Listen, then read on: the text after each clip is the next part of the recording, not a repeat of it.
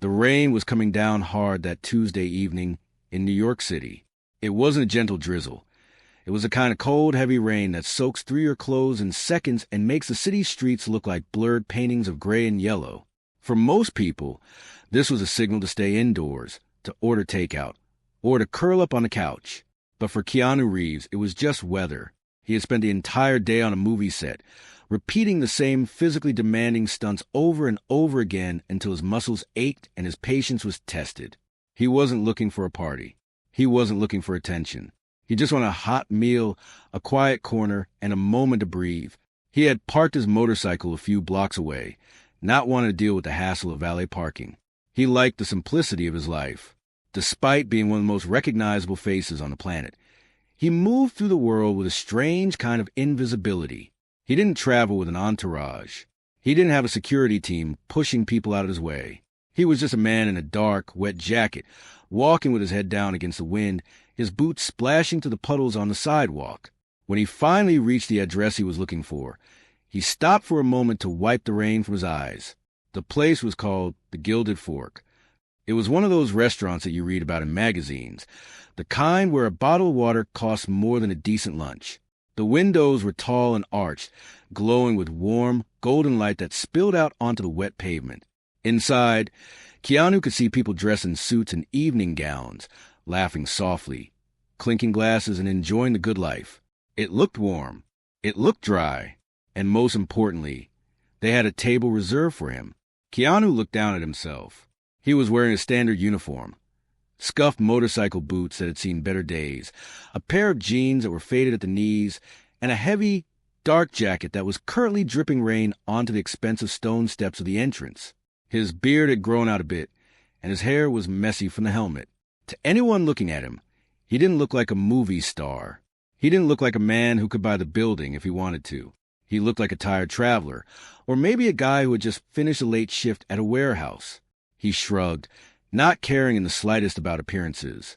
He was hungry and he was cold. He pushed open a heavy wooden door and stepped inside.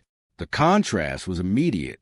The noise of the city, the sirens, the rain, the traffic, was instantly cut off, replaced by the soft murmur of conversation and the gentle clatter of silverware against fine china. The air smelled of roasting garlic, fresh herbs, and expensive perfume. It was a sanctuary of warmth.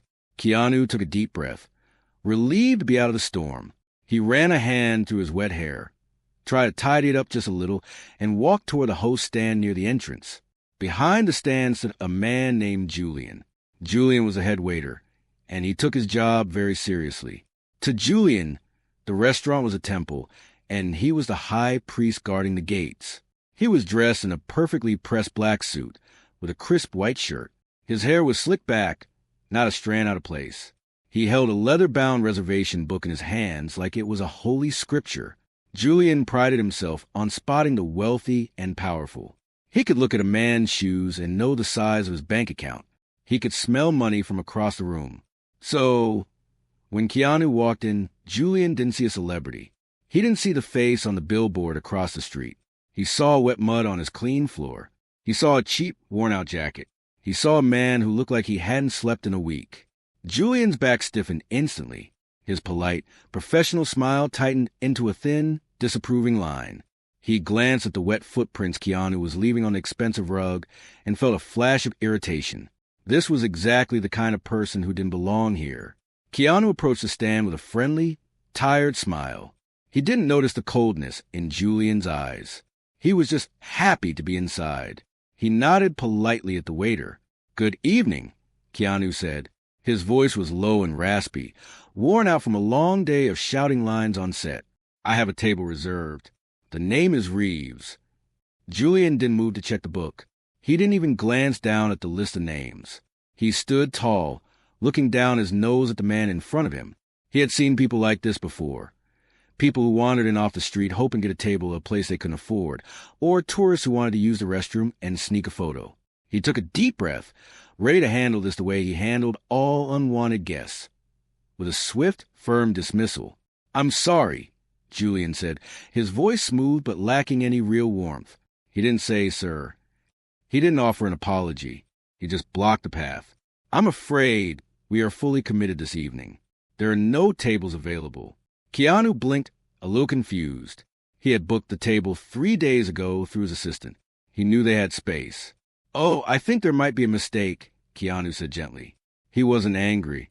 He assumed it was a simple mix-up. The reservation should be there. It's for one person. Just a quiet table in the back is fine. Julian let out a short, dismissive breath, as if he was dealing with a stubborn child. He looked at Keanu's dripping jacket with visible disdain. "Sir, look around you," Julian said, gesturing vaguely to a room full of people in diamonds and tailored suits. "This is a fine dining establishment. We have a dress code. We have a standard of elegance. I don't think this is the right place for you." The air between them grew heavy. Keanu stood still, his hands resting calmly at his sides. He wasn't the type to get offended easily. He knew how he looked. He understood that people often judge books by their covers. He could have argued. He could have raised his voice.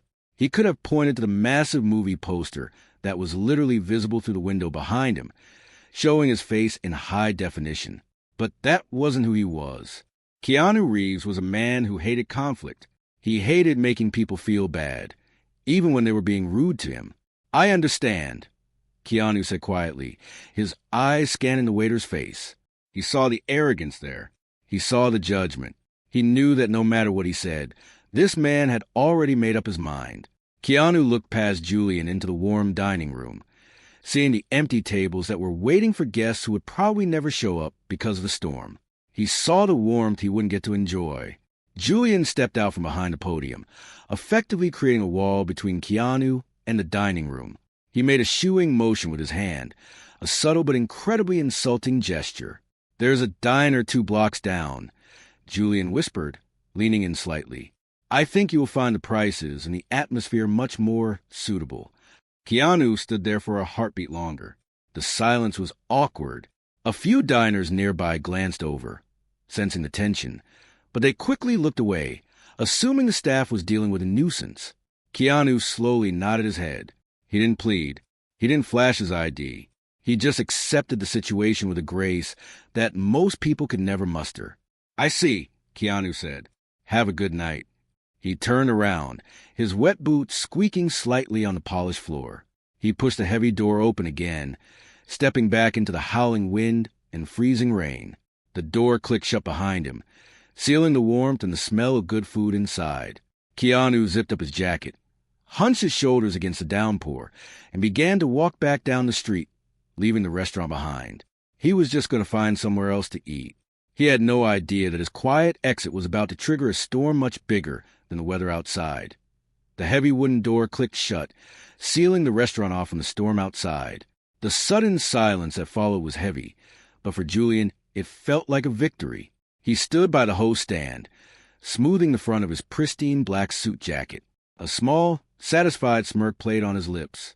He adjusted his tie, feeling a sense of pride swell in his chest. To him, the interaction hadn't been a mistake. It had been a necessary defense of the restaurant's standards. He had protected the atmosphere. He had kept the riffraff out. In his mind, he had done the owner a favor. He looked down at the spot where the wet, muddy man had stood and let out a quiet huff of disdain. "Some people," he whispered to himself, shaking his head. The restaurant continued its gentle hum. The clinking of forks against plates and the low murmur of wealthy conversations resumed. No one else seemed to notice that something monumental had just happened. To the diners, it was just a waiter dealing with a stranger.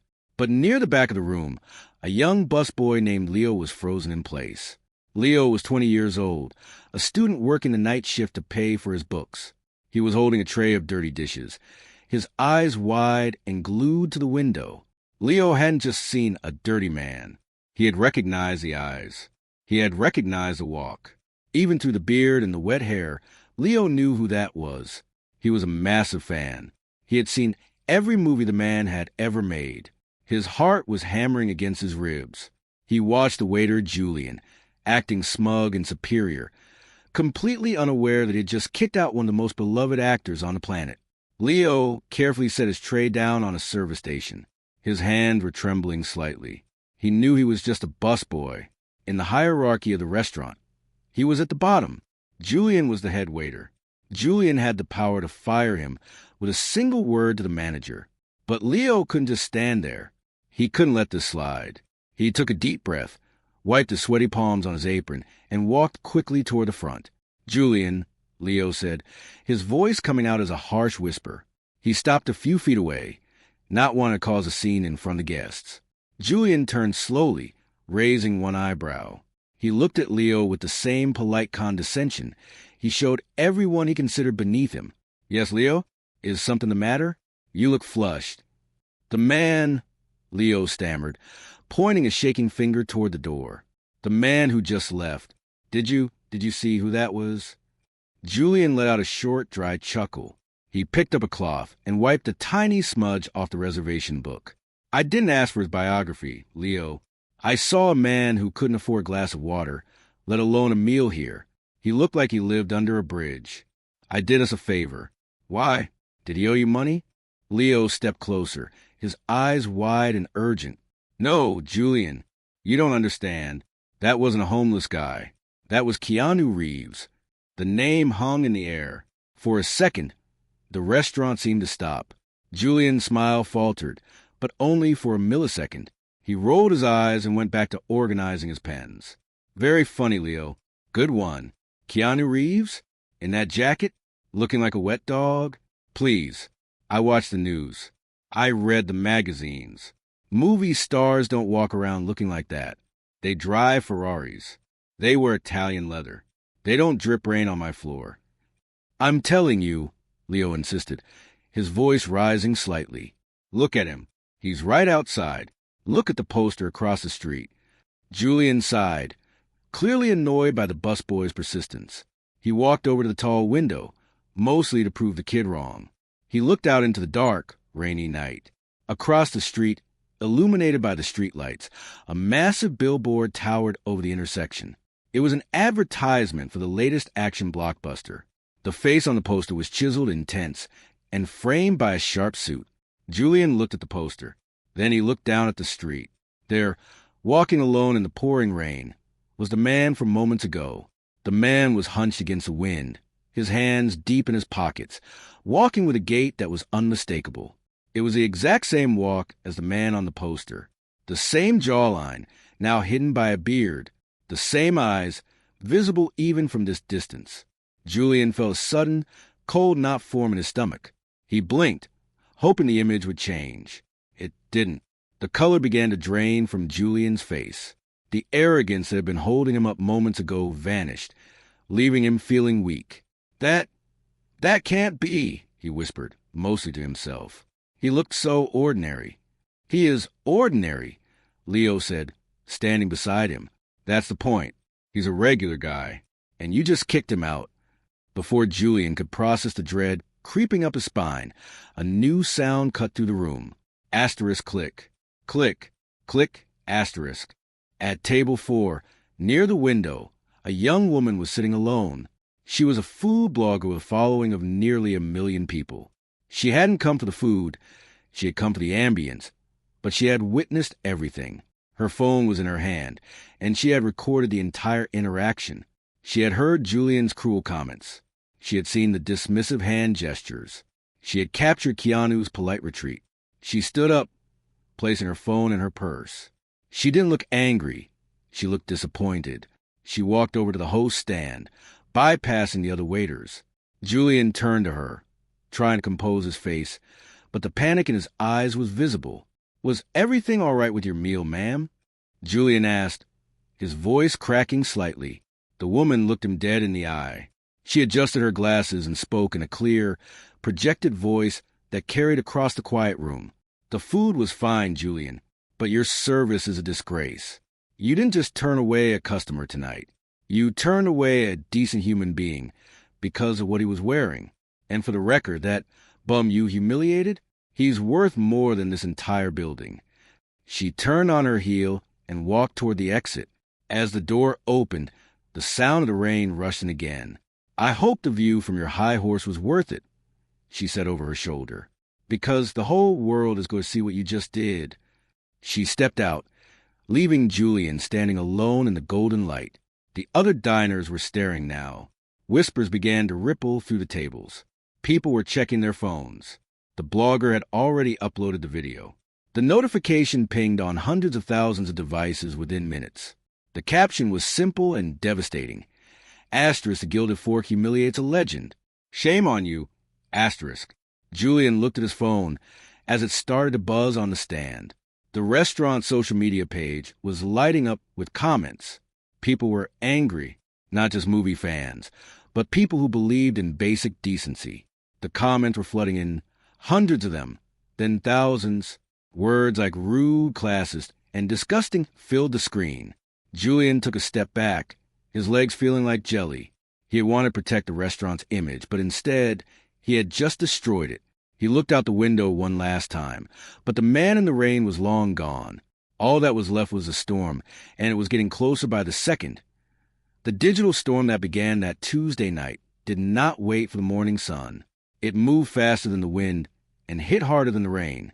By the time the last dishwasher had wiped down the counters and turned off the kitchen lights, the video uploaded by the blogger had already traveled around the world. It wasn't just a clip anymore, it was a wildfire. Social media platforms were flooded with the grainy footage of the arrogant waiter blocking the door. The internet, a place that could be cold and cruel, found a moment of unity. Everyone loved an underdog story, and everyone hated a bully. People watched the short video on their phones in bed, on the subway, and in their offices.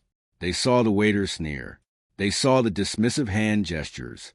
They saw the man in the wet jacket turn away without a fight.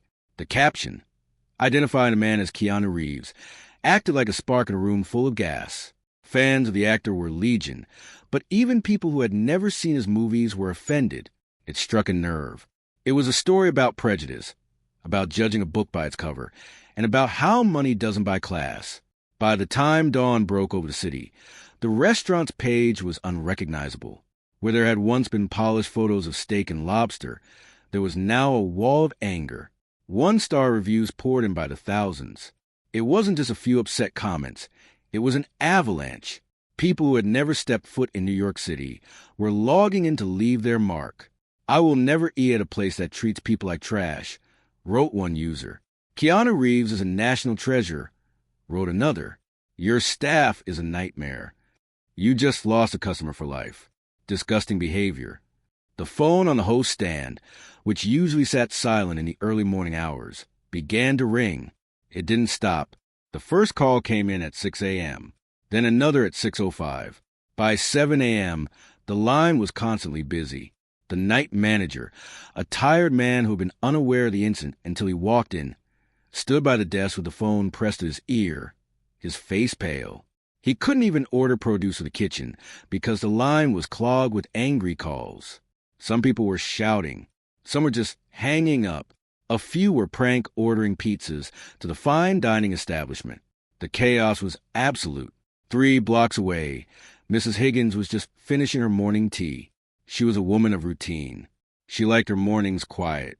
She liked to read the paper and mentally prepare for the day ahead. She was a general manager of the Gilded Fork, and she took her job seriously. She prided herself on running a tight ship, a place where elegance and order ruled. She had no idea that her ship was currently sinking. Her own cell phone buzzed on the kitchen table. It was a text from the restaurant owner. She squinted at the screen. The message was short and terrifying. Asterisk, call me immediately.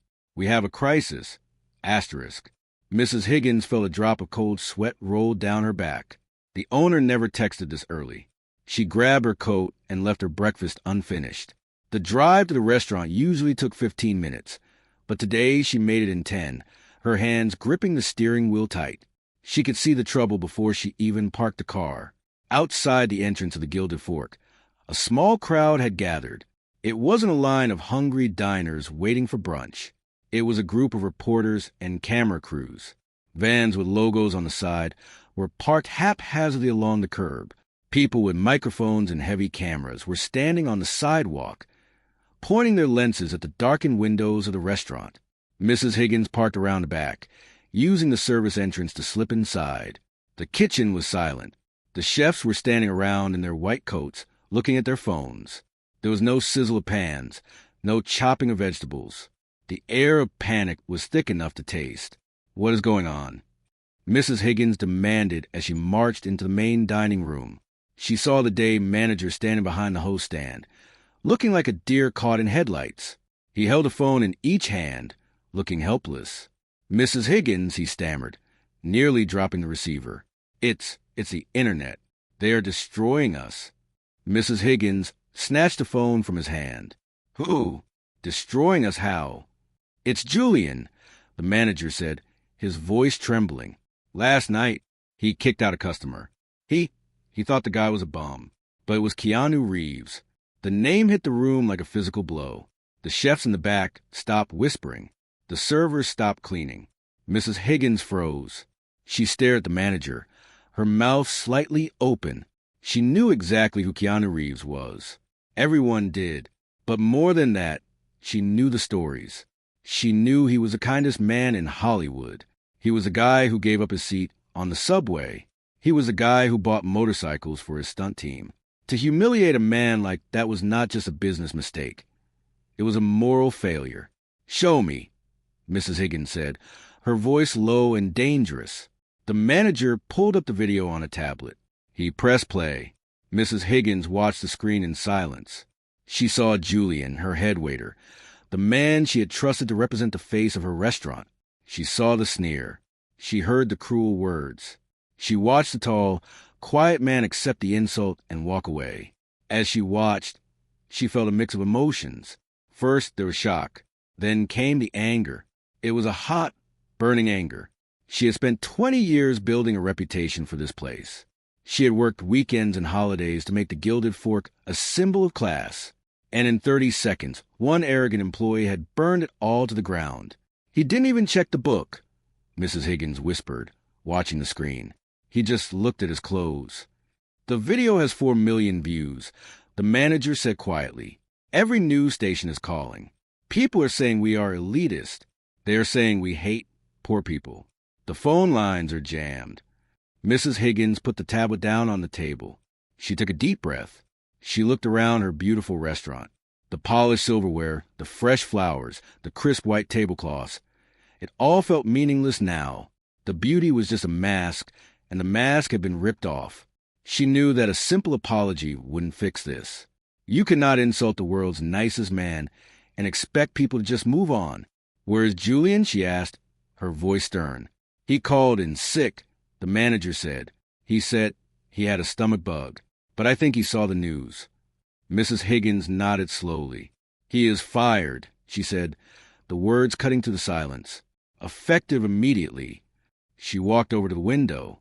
Through the glass, she could see the reporters outside. They were like vultures waiting for the main course.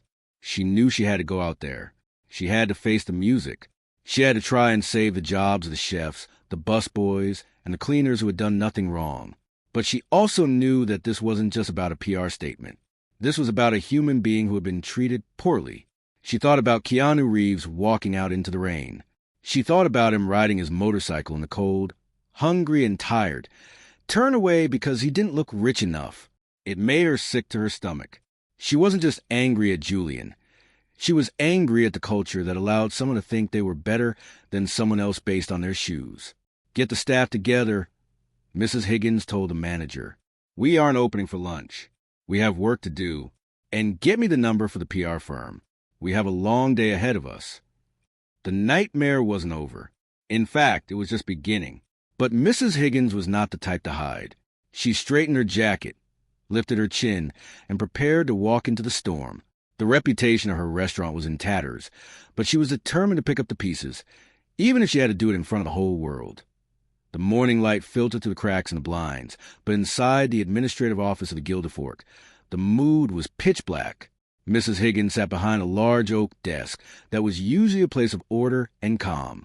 Today, it looked like a war room. Her laptop was open, the screen glowing with a cascade of notifications that seemed to multiply by the second. The phone on her desk, which had been unplugged from the wall to stop the incessant ringing, now sat there like a silent, mocking statue. She rubbed her temples, trying to massage away the throbbing headache that had been building since she walked in. The silence in the office was heavy, broken only by the distant hum of the news vans parked outside on the street. She stood up and walked to the window, peering through the slats of the blind. Down below, a crowd was gathering. It wasn't just reporters anymore. There were onlookers, people walking by who had seen the story on their phones and stopped to stare at the restaurant that had become the villain of the internet. It felt like the whole city was watching, waiting for blood. Mrs. Higgins turned away from a window. She knew she couldn't hide. She had spent 30 years in this industry. She had started as a waitress, scrubbing tables and carrying heavy trays, working her way up with sweat and determination. She knew the value of hard work. She also knew that the restaurant business was built on hospitality, on making people feel welcome. What had happened last night wasn't just a mistake. It was a betrayal of everything she believed in. She walked out of the office and headed toward the main dining room. The smell of fresh coffee usually filled the air by this time, but today the kitchen was unervingly quiet. As she entered the dining area, she saw her staff sitting at tables that were supposed to be set for lunch. They looked like survivors of shipwreck, huddled together, their eyes wide with worry. In the corner, Leo, the young busboy who had tried to warn the waiter, sat with his head in his hands. He looked terrified. Mrs. Higgins felt a pang of sympathy for him. He had tried to do the right thing, and now he was watching his workplace crumble. She walked over to the center of the room. The conversation stopped instantly. Everyone looked at her, searching her face for a sign of hope or doom. "I know you are all scared," Mrs. Higgins said, her voice steady despite the knot in her stomach. "I know you are worried about your jobs. I am worried too, but I want you to understand something. What happened here last night was not an accident. It was a failure of character." She looked around the room, making eye contact with the chefs, the bartenders, the servers. We are in the business of serving people. It doesn't matter if they are wearing a tuxedo or a t-shirt. It doesn't matter if they are a billionaire or a student. When they walk through that door, they are our guests. Last night, we forgot that. We let arrogance take the wheel. She took a deep breath. "I have spoken to the owner. Julian is no longer employed here.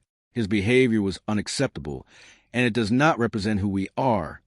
A murmur went through the room. Some looked relieved. Others looked even more nervous. Firing the head waiter was a strong move, but they all knew it might not be enough. The internet didn't just want a firing. They wanted justice.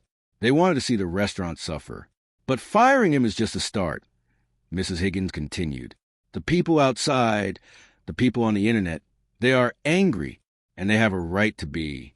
We humiliated a good man, a man who has given millions to charity, who treats fans with respect, who rides a subway. We treated him like trash. We need to fix this, not just with a press release, but with something real. She went back to her office and closed the door. She sat down at her computer and opened a blank document. Her fingers hovered over the keyboard. She had written hundreds of press releases before, announcements about new menus, holiday hours, awards. This was different. A standard corporate apology would get eaten alive. "We are sorry for the misunderstanding," will be seen as weak. "We apologize to Mr. Reeves," will be seen as trying to save face. She started to type, then stopped. She deleted the sentence. She tried again. "The Gilded Fork is committed to excellence." No, that sounded robotic. It sounded like a machine trying to smooth over a human disaster. Mrs. Higgins leaned back in her chair. She closed her eyes and pictured the video again. She thought about Keanu walking out into the rain. He hadn't shouted. He hadn't pulled rank. He had just accepted it. That humility was what people loved about him. That was the standard she had to meet. She opened her eyes and began to type, this time ignoring the corporate voice in her head. She wrote from the heart. She wrote about the shame she felt as a manager. She wrote about the values the restaurant had failed to uphold. She wrote directly to Keanu, offering a personal, public apology. When she finished, she read it over. It was raw. It was honest. It admitted failure without making excuses. But she knew words on a screen were not enough. The news vans were outside. The world was watching. They wanted accountability in the flesh. She picked up the phone and called the owner again. "I'm going outside," she told him. "I'm going to talk to them." "Are you sure?" the owner asked, his voice sounding tired. They might tear you apart. If I don't go out there, she said quietly, there won't be a restaurant to come back to. I have to own this. She hung up and stood up. She smoothed the front of her suit jacket, checking her reflection in a small mirror on the wall. She looked older than she had yesterday. The stress was etched around her eyes. But she also looked determined. She wasn't going to let one man's cruelty destroy the livelihoods of her staff without a fight. She walked out of the office through the silent kitchen and toward the front entrance. The staff watched her go, standing up as she passed. They knew what she was about to do. It was brave, maybe even foolish, but it was necessary. Mrs. Higgins reached the heavy wooden doors. She could hear the noise from the street now, the shout of reporters, the buzz of conversation. She took one last, deep breath of the quiet, air-conditioned air. Then she placed her hand on the handle. She pushed the door open, and the sound of the city rushed in to meet her. The cameras turned instantly, flashes blinding her for a second. It was time to face the music. It was time to apologize. The wooden doors of the Gilded Fork swung open, and the noise from the street hit Mrs. Higgins like a physical wave. It wasn't just the sound of traffic. It was the chaotic hum of a crowd hungry for answers. Camera lenses turned in unison, flashing like strobe lights in the gray afternoon. Microphones were thrust forward, held by reporters in heavy coats who had been waiting in the cold for hours. They looked like a pack of wolves ready to feast, and Mrs. Higgins was the only meal in sight. She stepped onto the concrete steps, the wind immediately biting at her cheeks. She didn't have a bulletproof vest, and she didn't have a team of lawyers standing behind her. It was just her, a woman in a black suit, standing alone against the storm she hadn't created but had to weather. She held up a hand, not to wave, but to signal for silence. It took a moment, but the shouting died down to a low murmur. The entire world, or at least a part of it watching live streams on their phones, was waiting. Yesterday, Mrs. Higgins began, her voice trembling slightly before she steadied it with a deep breath. A terrible mistake was made under this roof. I am not here to make excuses. I am not here to blame a busy night or a misunderstanding. I am here to admit that we failed. She looked directly into the cameras, imagining she was speaking to a man who had walked out into the rain. We failed to show basic human decency. We judged a man by his clothes instead of his character. We turned away a guest who had done nothing wrong, and in doing so, we disrespected not just him, but everyone who believes in kindness. The crowd was silent now. The reporters lowered their microphones slightly, surprised by the raw honesty in her voice. They were used to spin, to careful words written by lawyers. They weren't used to a manager standing there with sadness in her eyes. The employee responsible for this incident is no longer with us, she continued, her voice gaining strength. But I know that firing one person doesn't fix the problem. The problem is a mindset. It's the idea that some people are better than others because of how they look. That ends today. We will be implementing new training for all staff, focusing on respect and humility. No one will ever be turned away from our doors because they aren't wearing a suit. She paused, pulling a piece of paper from her pocket. It wasn't a press release. It was a personal note she had written in her office. To Mr. Reeves, she said, reading aloud, I am deeply sorry. You showed us grace when we showed you arrogance. You were polite when we were rude. I cannot undo the hurt you felt. But I want you to know that you have taught this restaurant a lesson we will never forget. You are welcome here anytime, for the rest of your life, not because you are a star, but because you are a good man. As she lowered the paper, the tension in the air seemed to break. There were no more shouts, no more aggressive questions. A few people in the back of the crowd even started to clap. It was a slow, tentative applause, but it grew. The narrative was shifting. The internet, usually a place of eternal anger, loves a redemption story. They loved seeing someone take responsibility. The live comments on the video feeds changed from boycott this place to she handled that well and respect to the manager. Meanwhile, across town, the subject of all this attention was completely unaware of the drama unfolding. Keanu Reeves was sitting on a plastic stool in a small, brightly lit diner. The place smelled of strong coffee and fried bacon. It was the kind of spot where the menus were sticky and the waitresses called everyone honey. It was exactly where he wanted to be. He was wearing the same clothes from the day before, though he had dried off. He was hunched over a plate of eggs and toast, reading a worn paperback book. He looked peaceful. He wasn't refreshing his social media feeds. He wasn't checking the news. He was just enjoying his breakfast. A young man in a hoodie walked by the window, did a double take, and nearly tripped over his own feet. He backed up, pressed his face to glass, and his jaw dropped. He slowly opened the door, the bell jingling above him. He walked tentatively toward Keanu's table. "Excuse me," the boy whispered, his voice shaking. Are you really him?" Keanu looked up from his book. He smiled a warm, genuine smile that crinkled the corners of his eyes. "Depends," Keanu said softly. "Who are you looking for?" The boy grinned, realizing it was true. I saw the news. The video? That waiter was terrible to you. I'm so sorry, man. That was not cool." Keanu's expression softened.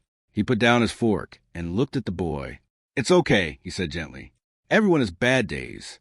Sometimes people judge you before they know you. It hurts a little, but you can't let it stop you. There's good in the world, too." The boy looked like he wanted to say 1,000 things, but he just nodded, respecting the actor's privacy.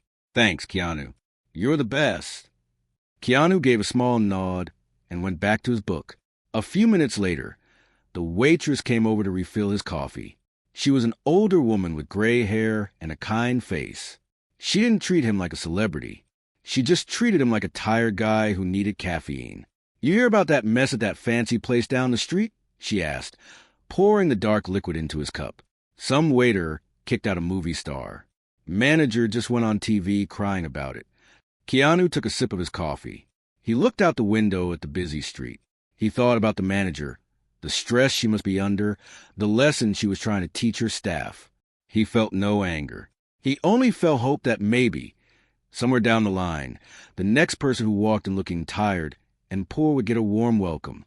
"I hope it works out for them," Keanu said quietly. "Everyone deserves a second chance to get it right." He finished his meal, left a generous tip on the table, enough to cover the bill 3 times over, and pulled his jacket tight. He stepped out of the diner, the bell jingling behind him. He climbed back onto his motorcycle, the engine roaring to life. He didn't look back at the restaurant that had humiliated him, and he didn't look at the news van still swarming the city. He just put on his helmet and rode off into the flow of traffic, an ordinary man in an ordinary world, treating everyone he met with the same quiet respect he hoped to find himself. The world was loud and chaotic, but Keanu Reeves was at peace, and that was the only happy ending he needed.